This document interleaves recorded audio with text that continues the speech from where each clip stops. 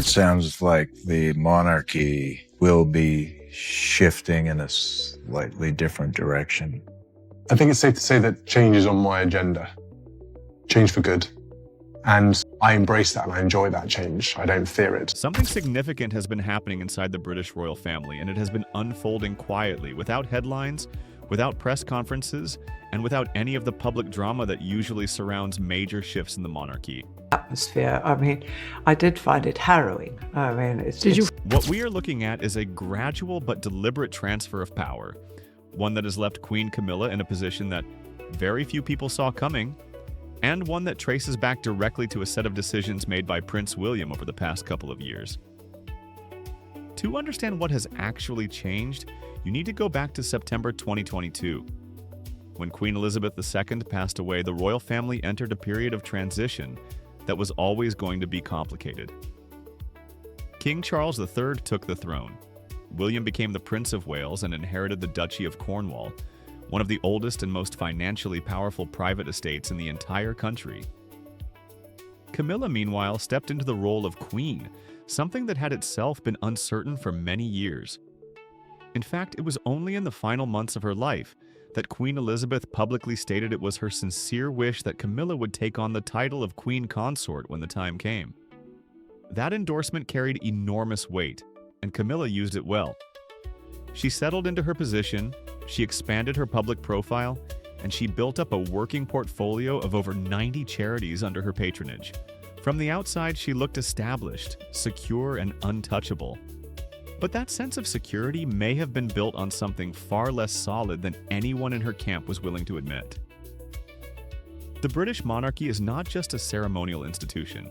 It is a financial and administrative structure of extraordinary complexity. At its core sits the sovereign grant, which is the annual public funding that covers the royal family's official duties and the upkeep of the royal residences.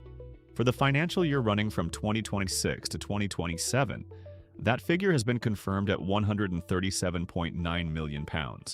A significant portion of that money is tied up in the ongoing restoration of Buckingham Palace, a 10-year project with a total budget of £369 million. These are large numbers, and they matter because they represent the financial backbone of the institution that everyone inside the palace is ultimately dependent on. Everyone, that is, except Prince William. The Duchy of Cornwall operates completely separately from the sovereign grant. It is a private estate, not a government-funded one. It was established in 1337 and has been passed down to the heir to the throne ever since. When William inherited it in 2022, he took control of roughly 130,000 acres of land spread across England and Wales, including farms, residential properties, commercial buildings, and natural landscape. The estate generates close to £23 million in net income every year, all of which flows directly to William as the Prince of Wales. Crucially, none of that money passes through Buckingham Palace. It does not require approval from the monarch's office. It is not subject to the same parliamentary oversight as the sovereign grant. It is, in the most straightforward sense of the word, William's own, and he has been doing something very deliberate with it. Earlier this year, reports emerged that William is planning to sell off approximately 20% of the duchy's landholdings over the coming decade. That would potentially free up around £500 million, which he intends to reinvest into affordable housing, renewable energy, and conservation projects across the United Kingdom. When he spoke about this publicly, he was clear that he does not want the duchy to simply exist as a traditional landowning estate. In his own words, he said the estate should have a positive impact on the world, and that he is focused on making life better for the people who live and work in the areas it covers. It is, by any measure, a genuinely forward-thinking approach. But there is another dimension to this story that goes beyond land sales and social investment. By taking such a proactive stance with the duchy's finances, William is establishing something important: that he has the resources, the independence, and the institutional confidence to act entirely on his own terms. He does not need to wait for a budget approval from the palace. He does not need to negotiate with Buckingham Palace administrators. He is already operating in many practical respects like a head of state. The shift became even more concrete when King Charles made a decision that was buried inside the royal household's annual financial report, but which anyone paying close attention would have immediately recognized as significant. Charles granted William and Catherine, Princess of Wales, the authority to issue royal warrants of appointment. This is a formal power that allows them to officially recognize companies and individuals whose products or services they use and rely on. It is, as one royal journalist described it, the gold standard of endorsements in Britain.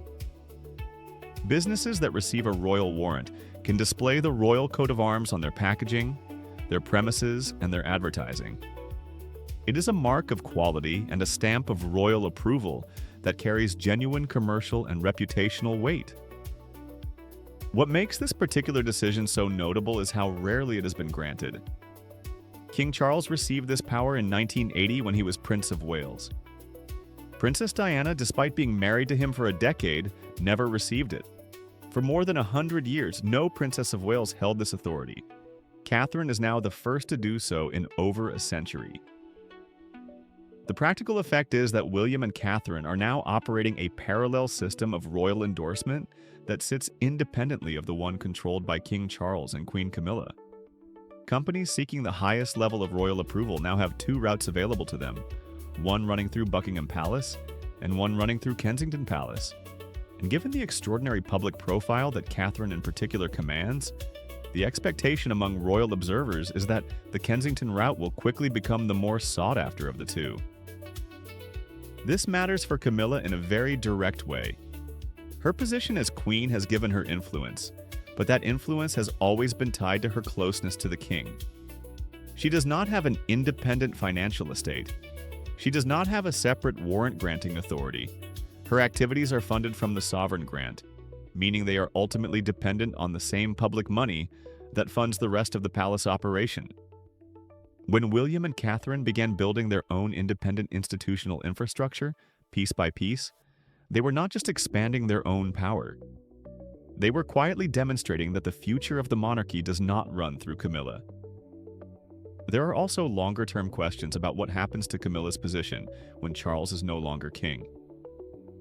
Constitutional experts are clear that the moment William takes the throne, Camilla's status changes immediately and significantly.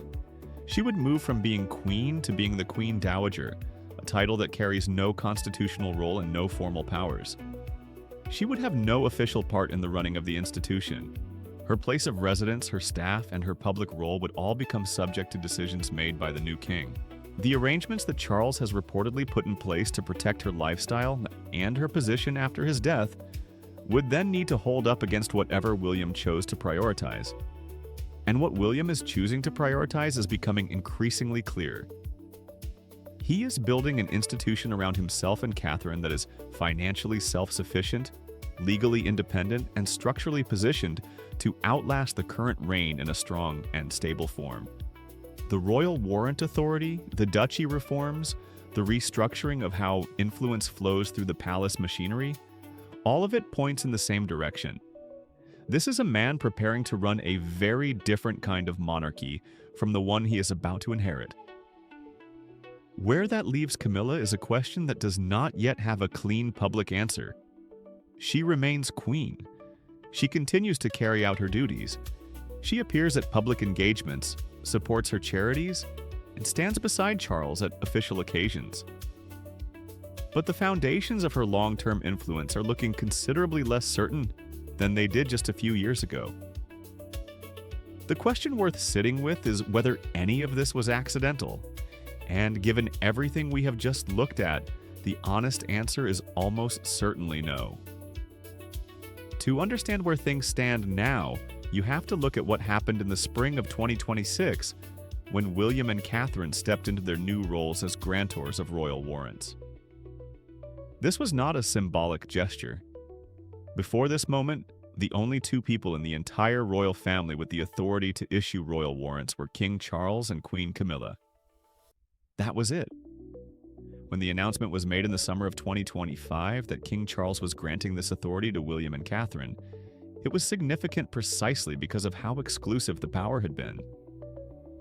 For decades, only the reigning monarch and their spouse could bestow this kind of official royal recognition, on a business or individual.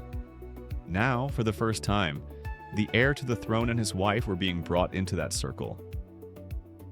What a royal warrant actually means in practice is worth explaining, because it is easy to underestimate how much weight it carries. A company or individual that receives a royal warrant from a member of the royal family is permitted to display the royal coat of arms on their packaging, their premises, their advertising, and their stationery. It is a public declaration from the palace that this business has provided goods or services to the royal household to a consistently high standard over a minimum of 5 years out of the last 7. It is not an endorsement in the casual commercial sense.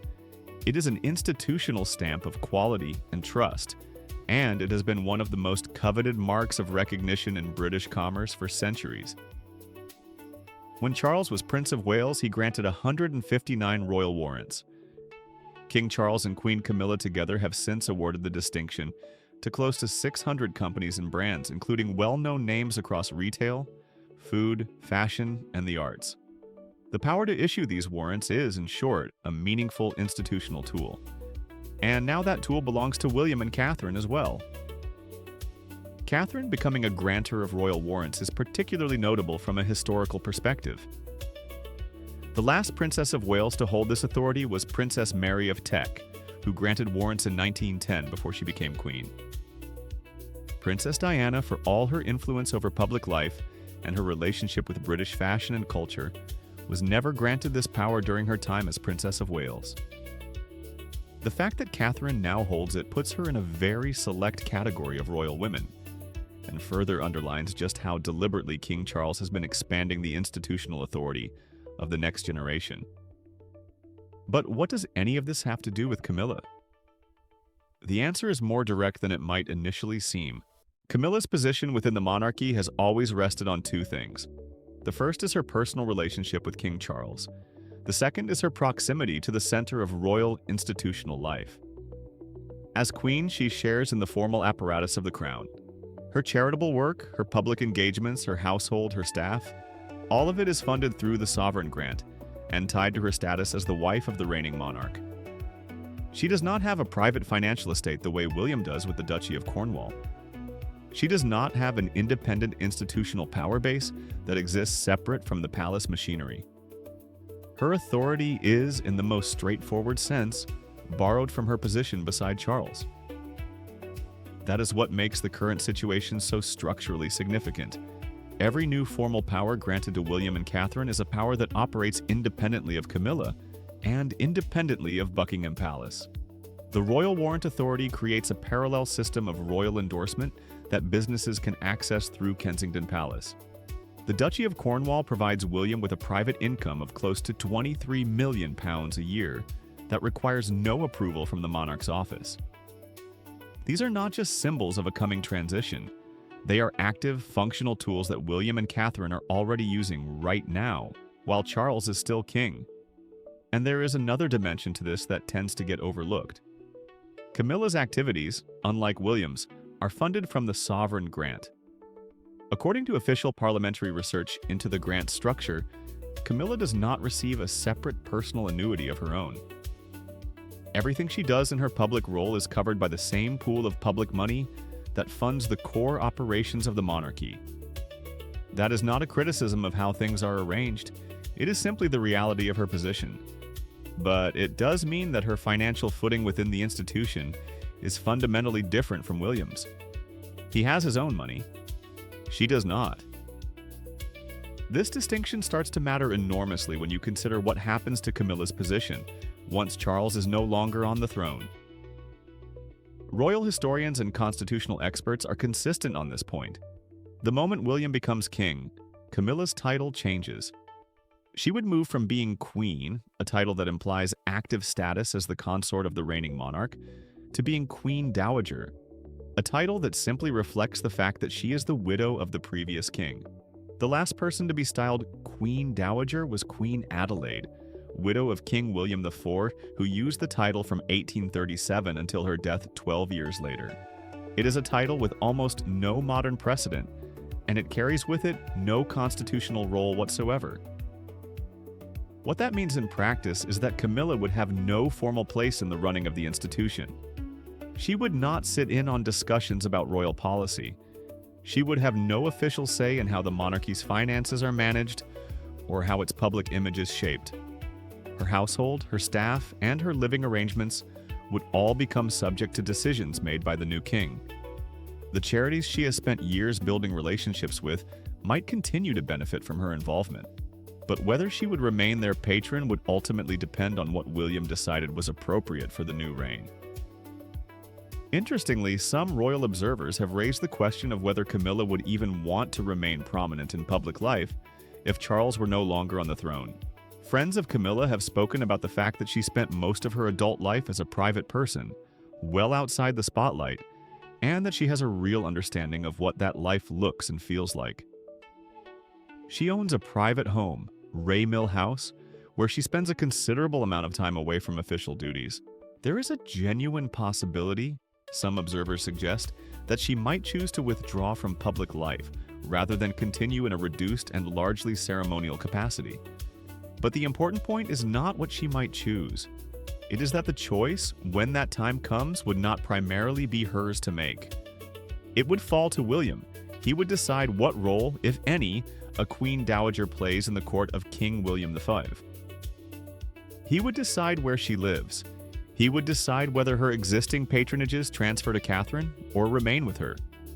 He would determine the shape of her world within the institution in a way that no amount of prior planning or private assurance from Charles could fully protect against. This is the reality that the royal warrant announcement, the Duchy of Cornwall reforms, and the steady expansion of Kensington Palace's institutional authority all point toward. William is not waiting to be king to start shaping what his monarchy will look like. He is already doing it. He is building an institution that runs through him. And Catherine, that has its own financial engine, its own endorsement authority, and its own public identity. And that institution, by its very design and structure, does not have a natural place in it for Camilla. None of this has been announced with a dramatic statement. There has been no public confrontation. No visible tension has been put on display for the cameras. The shift has happened through policy papers, financial reports, official gazette notices, and quiet institutional decisions that most people would never think to read. But add it all together, and the picture that emerges is one of a methodical, considered transition of power that has already changed the landscape of the British monarchy in ways that will be very difficult to reverse. Whether William intended all of this as a deliberate move against Camilla is a question nobody outside his inner circle can answer with certainty. What can be said with confidence is that the outcome, intentional or not, has left her in a considerably weaker position than the one she occupied just a few years ago. And the decisions still to come, about titles, about residences, about roles and responsibilities in a future reign, will not be hers to make. The question of what the monarchy looks like on the other side of this transition is one that history will have to answer. But the early evidence suggests that William intends to run a leaner, more modern institution, one with clear lines of authority, independent financial structures, and less room for the kind of informal, family-based influence that has long defined life inside the palace walls. Whether that is good for the crown or simply good for William is something reasonable people can disagree on. But it is happening, and it is happening faster than most people realize.